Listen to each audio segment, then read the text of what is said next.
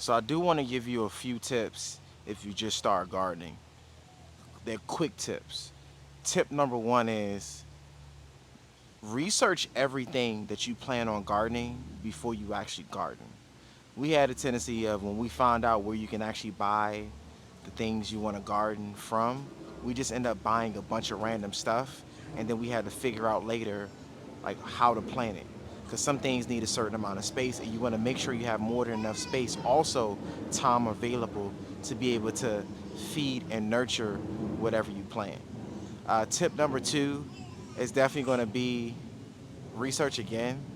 Do a lot of research just to kind of see what works with the other thing. Some people may not realize that having this flour mixed with this onion will allow the bugs to stay away from the onion, because we've actually had to go through the organic process, and if the bugs ate it up, I'm gonna tell you right now, the bugs ate that shit up. And it's nothing worse than you seeing the start of something and it looks amazing, and then you go through the process to see it just get eaten away by bugs. So that's tip number two.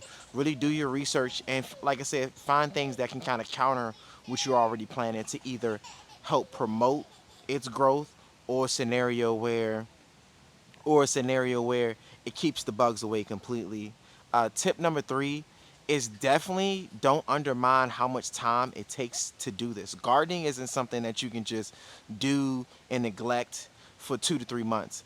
I can see a lot of people failing, not realizing how much time and effort actually goes into maintaining your garden, mainly if you want a really, really good harvest. So do be realistic about structuring and planning your time out, mainly when it comes down to the summer, because one day something can look good and the next day the shit get burnt out by the sun because you watered it in the wrong time frame. Meaning instead of you watering in the evening, that thing may need to be watered in the morning before the sun actually hit.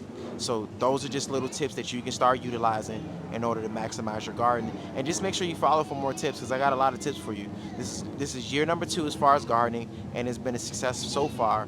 It's just, just like anything, it comes with bumps and bruises and challenges that you do have to overcome. So make sure you take notes in the areas that you did fail at, and then make sure you understand things that you were doing when you have successful gardening and successful harvests as well.